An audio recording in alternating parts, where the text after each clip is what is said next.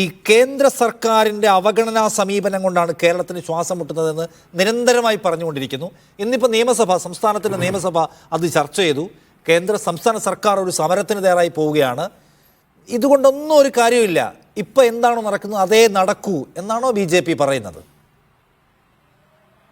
അപ്പോൾ ഈ കഴിഞ്ഞ അരമണിക്കൂർ വളരെ വിശദമായിട്ട് തന്നെ ഇരു ഭാഗങ്ങളും അവരവരുടെ വാദങ്ങൾ ഉന്നയിച്ചു. ഭാരതീയ ജനതാ പാർട്ടിക്ക് ഇവിടെ സൂചിപ്പിക്കാനുള്ളത്, ഇവിടെ വലിയ പ്രതിസന്ധി ഉണ്ട് എന്ന് സമ്മതിക്കുമ്പോൾ തന്നെ നോക്കൂ, ഈ സർക്കാരിൻ്റെ ചില നിലപാടുകൾ നിങ്ങളൊന്ന് പരിശോധിച്ചിട്ട് ഇവിടെ സത്യത്തിൽ പ്രതിസന്ധി ഉണ്ടോ എന്ന് ജനങ്ങൾ വിലയിരുത്തട്ടെ. മുഖ്യമന്ത്രിയുടെ വീട്ടിൽ ഒരു തൊഴുത്ത് പണിയുന്നു, അതിന് 43 ലക്ഷം രൂപ ചെലവഴിക്കുന്നു.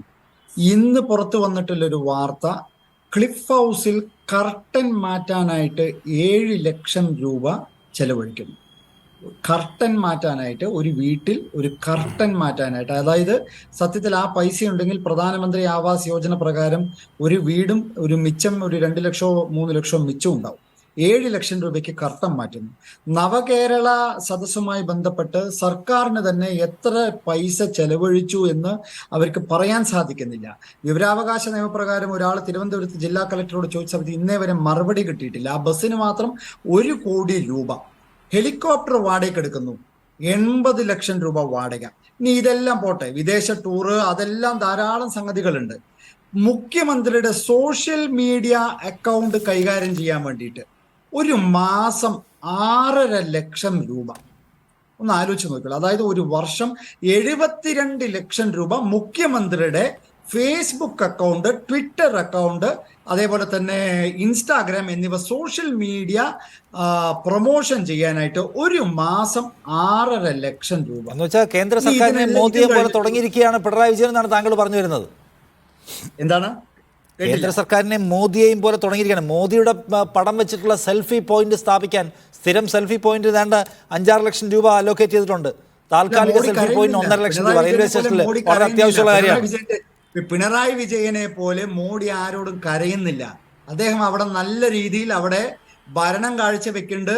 കേരളത്തിന് മാത്രം കൊടുത്തിട്ടുള്ള സംഖ്യ പൈസകൾ ഞാനിപ്പോ സൂചിപ്പിക്കാം. ഇതൊന്നും ഈ പോയിന്റ് ഞാൻ ചോദിക്കുന്നത് KV തോമസ് എന്ന് പറഞ്ഞ മോദി കരയുന്നുണ്ടോ എന്നുള്ളതല്ല. നമ്മളിപ്പോ നോക്കൂ, ഗവർണർ ആരിഫ് മുഹമ്മദ് ഖാൻ ഉണ്ടല്ലോ, ഗവർണർ രാജ്ഭവൻ, ആ രാജ്ഭവൻ നടത്താൻ 4 ദിവസം കൊണ്ട് കൊടുത്തത് 1 കോടി സംതിങ് രൂപയാണ്. ഈ പ്രതിസന്ധിക്കിടയിൽ കൊടുക്കേണ്ട സ്ഥലത്തൊക്കെ കൊടുക്കുന്നുണ്ട്. അപ്പൊ ഈ ചെലവാക്കുന്നതൊക്കെ സർക്കാരിന്റെ കാലിത്തൊഴുത്ത് പണിയാനോ അല്ലെങ്കിൽ ചാണകക്കുഴി ഉണ്ടാക്കാനൊക്കെ പൈസ മുടക്കുന്നതൊക്കെ അപരാധമാണെന്ന് പറഞ്ഞാൽ, എനിക്ക് ഒരു അഭ്യർത്ഥന, അരമണിക്കൂർ കഴിഞ്ഞിട്ടാണ് എന്നിൽ വന്നത്.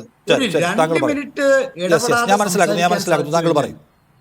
നിങ്ങൾ ഒരു 30 മിനിറ്റ് കഴിഞ്ഞിട്ടാണ് എന്റെ അടുത്ത് വരുന്നത്. 2 മിനിറ്റ് കഴിഞ്ഞ് വീണ്ടും ഇടപെട്ടാലോ? ഒരു 5 മിനിറ്റ് ക്ഷമയോട് കേൾക്കൂ.